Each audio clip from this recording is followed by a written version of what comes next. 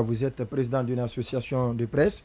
Un tel déplacement, beaucoup s'attendent à ce que c'est une première, bien entendu, avec le colonel Mamadi Doumbouya, que la presse nationale soit suffisamment représentée. C'est vrai, on nous parle de la présence de certains de nos confrères qui viennent des privés, mais quand vous les demandez, chacun de vous dira qu'il s'est battu de lui-même pour rallier New York. Est-ce qu'en pareil cas, la présidence de la République devrait faire en sorte que toute la presse nationale soit au rendez-vous?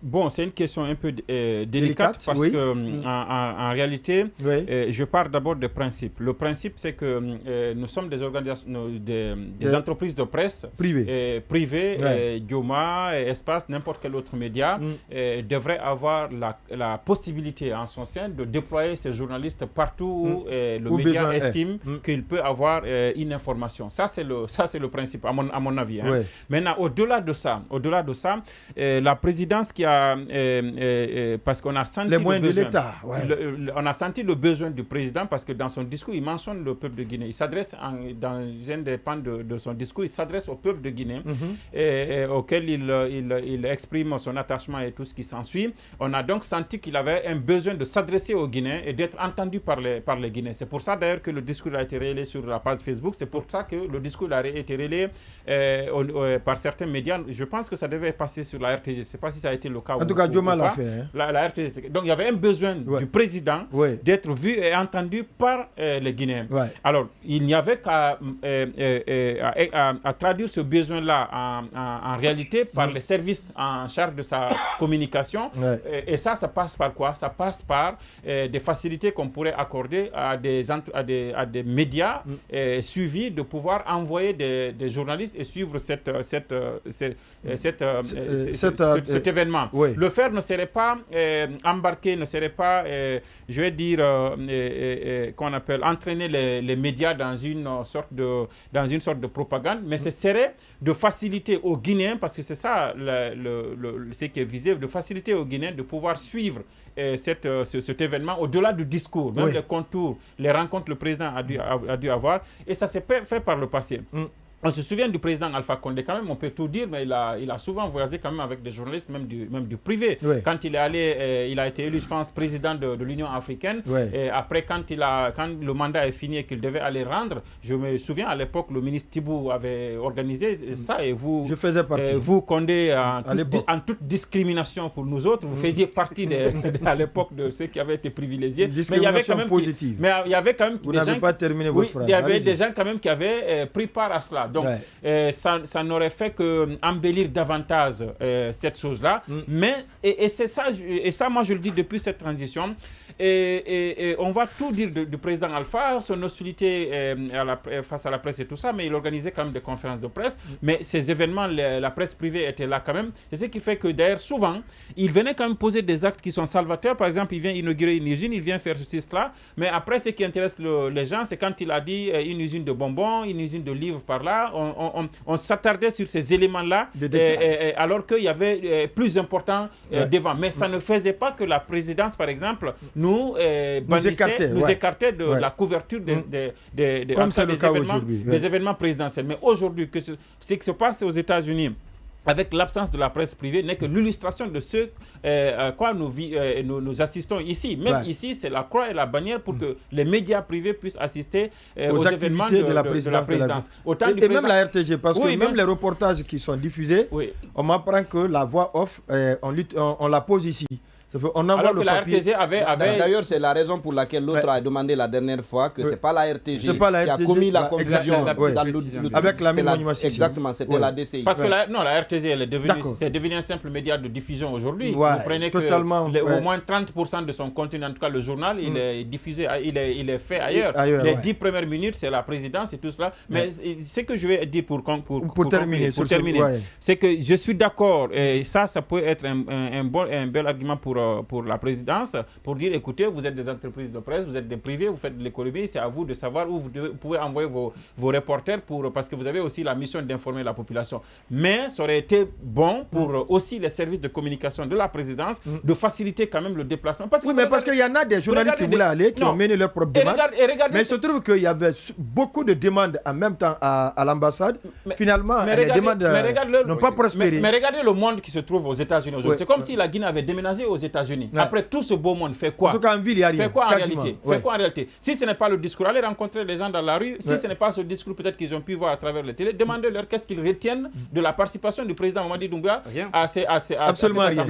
Ils ne connaissent pas. Oui, sans se barrer sur la couverture médiatique de ce premier déplacement. Je commence par noter mon accord avec Kerno Amadou sur le fait que le débat dans les conditions normales ne devrait pas pouvoir s'opposer parce que nous avons nos lignes éditoriales, nous sommes des entreprises de presse, nous sommes censés avoir les ressources pour déployer nos reporters partout où besoin est. Ceci dit, demander à la présidence, par exemple, d'associer davantage la presse privée à certaines des activités liées à la présidence, ce n'est pas... C'est pas un cadeau aussi. Non, ce n'est pas Kemandé. Encore moins un cadeau. Ce n'est pas Kemandé.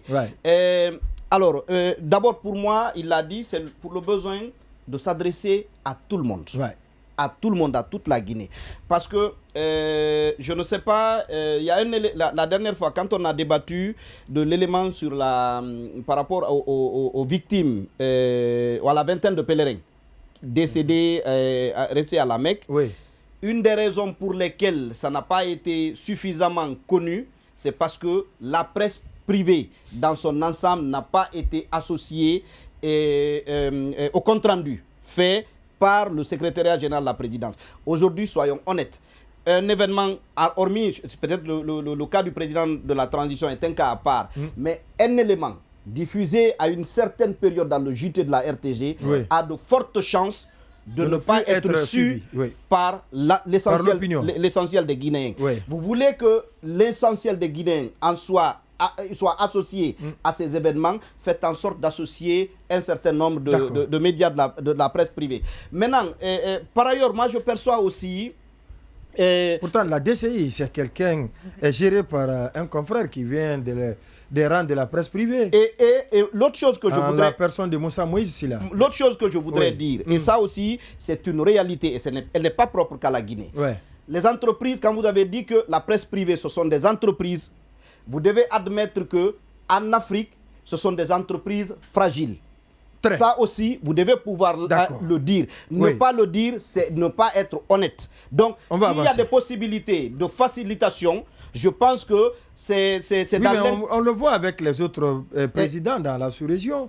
On voit Macky Sall, on voit Ouattara qui se déplace comme il le notait, il le notait par rapport de la presse publique, mais privée également. Il le notait par rapport à l'Union africaine, à Alpha Condé, mais je me rappelle aussi de la visite d'État du côté de la France. Du côté de la France, pratique et même de la Russie. Exactement. Combien de la presse privée s'était déplacée? La Chine également. Exactement. Oui, Baïla, sur la couverture médiatique. Oui, sur la couverture médiatique, je veux dire que je suis totalement d'accord avec ce que Sanso et Bonnet disent. Alors on avance. Mais je vais donner... Non, je suis d'accord avec eux. Ça ne veut pas dire que je ne vais pas dire des choses différentes. Je vais dire dans quoi tout cela s'inscrit. Parce que c'est important de le dire. Parce que cela révèle aussi d'une liberté fondamentale qui est le droit à l'information. Parce que le droit à l'information se décline de plusieurs manières. Il y a bien entendu le droit d'accès. Différents canaux. Différents canaux. Il y a bien entendu, par exemple, le droit pour les citoyens d'être informés des lois, par exemple, qui sont prises, la diffusion des lois au journal officiel, le droit aussi pour les citoyens d'avoir, lorsqu'ils le demandent, accès à certains documents. Et il y a le droit aussi pour les citoyens, justement, de savoir ce que l'État fait et ce que l'État fait avec les moyens des citoyens. Parce que lorsqu'on parle d'un déplacement présidentiel, c'est aussi un budget, c'est une partie du budget que la Guinée, nous citoyens, on a mis à la disposition de nos gouvernements. C'est une partie de ce budget qu'ils utilisent, c'est une partie de la politique, c'est une politique publique parce que la politique extérieure, c'est le prolongement de la politique nationale. Donc ça fait partie aussi, le citoyen a un droit de regard. Donc c'est en cela que c'est important qu'il y ait des voies et moyens que les actions de l'État soient connues du plus grand nombre. C'est aussi, ça rejoint même la question de la transparence. Et le principe de redevabilité. Voilà, et c'est en cela que c'est important que la presse privée soit aussi associée, encouragée. Et comme disait Sanso, ce n'est pas propre à la Guinée. Dans des pays sérieux où on a des entreprises qui ont une meilleure surface financière, comme la France par exemple, les médias privés sont subventionnés. C'est une réalité, malgré qu'ils en Angleterre également. Voilà, donc c'est ce que je voulais aussi ajouter. Ça découle aussi d'une liberté fondamentale. Allez-y, Habib Marwan Kamara. Oui, c'est quand même intéressant parce que quand on peut faire un rappel historique, surtout avec l'implication des médias du privé dans les voyages officiels, si c'est le cas de la France, ça date sous l'ère de Mitterrand, François Mitterrand, qui était socialiste. On se souvient lorsqu'il est venu et qu'il a hérité des 2 télévisions qui étaient à la disposition de l'État. Il a cassé, il en a fait 3. Et c'est à son époque qu'il a permis quand même qu'il y ait eu cette grande liberté et cette création en masse des médias. Donc, et l'apothéose est venue avec Jacques Chirac. C'est un socialiste. 24. Donc c'est lui qui a donné quand même cette possibilité. Ouais. On peut remonter aussi l'histoire en parlant des États-Unis avec Franklin Delano Roosevelt qui, à partir des années 1932, avec l'apparition de la télévision et l'implication des campagnes médiatiques, des campagnes de 1932, tout est parti de là. C'est à partir de là où d'ailleurs on a cherché à trouver, à créer la direction des relations publiques et médias au niveau de la présidence américaine. Donc, c'est l'accréditation a commencé à partir de là. Et quand vous prenez aussi, et vous retournez avec la 5e République, parce qu'il y a eu cet ancrage avec le général de Gaulle, qui a permis quand même qu'il y ait des journalistes du privé qui prennent part aux différents, comment on appelle, conseils des ministres, les mercredis des conseils des ministres. Donc, c'est avec le général de Gaulle. Et vous prenez l'histoire de la Guinée chez nous, Alpha Condé a fait beaucoup, et Lansana Conté, il voyageait avec certains de ses amis journalistes quand il se déplaçait à l'international, et il n'avait pas besoin d'avoir ce regard critique presse privée ou presse publique, parce que le dénominateur commun, on fait le service public. Aujourd'hui, que tu sois donc c'est la presse nationale. Et c'est justement, d'ailleurs, et aujourd'hui, les médias plaident à ce qu'on ne fasse plus cette frontière ou cette barrière entre les différentes catégories de presse. On dit simplement la presse nationale. La presse nationale, elle englobe toutes les structures évoluant dans le domaine de l'information et de la communication.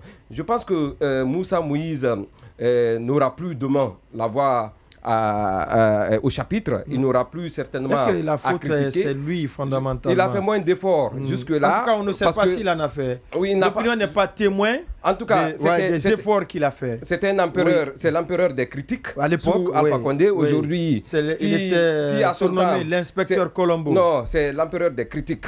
Donc, au temps de Alpha, vous savez, il s'illustrait par ça, par ses enquêtes.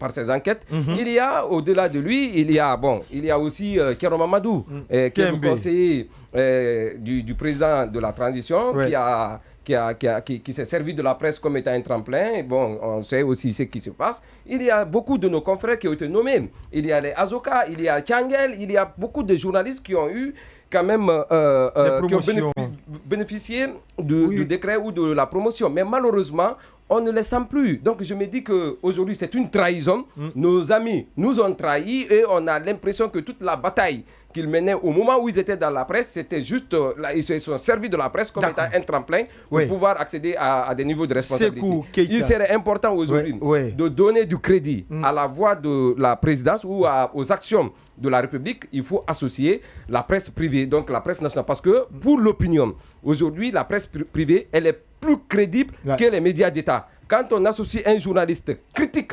dans ce genre de voyage, tout ce qu'il dira, sa thèse est la thèse la plus répandue et qu'elle donne plus d'écho qu'aux autres voix qui sont quand même soupçonnées d'être des voix a priori, voix qui sont acquises. Voilà, acquises. J'allais dire. On va dire que cette situation, en tout cas, en quelque sorte, révèle le malaise qui malheureusement caractérise la gestion du CNRD. On a comme l'impression que le rôle de la presse privée, je ne sais pas si ça a été mal expliqué au colonel ou tout au moins on lui a fait un dessin ou un tableau caricatural en disant par exemple que la presse privée est contre le CNRD. Il faut vous en méfier. Parce que quand on observe, on a comme l'impression que c'est de ça il s'agit.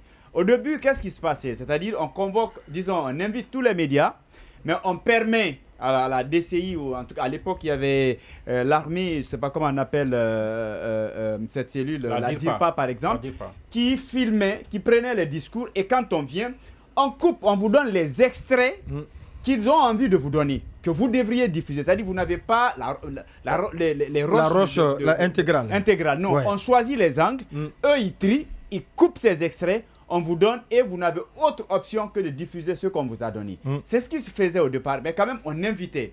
Et après la nomination de Moussa Moïse et tout ce qui s'ensuit, j'ai eu quand même comme l'impression qu'on lui a dit ce qu'on va faire, c'est que la presse privée peut-être va se contenter de ce qui se passe ou de ce qui est diffusé à la RTG, ou tout au moins on va se contenter de donner, si vous voulez, les images aux médias privés pour que... D'accord.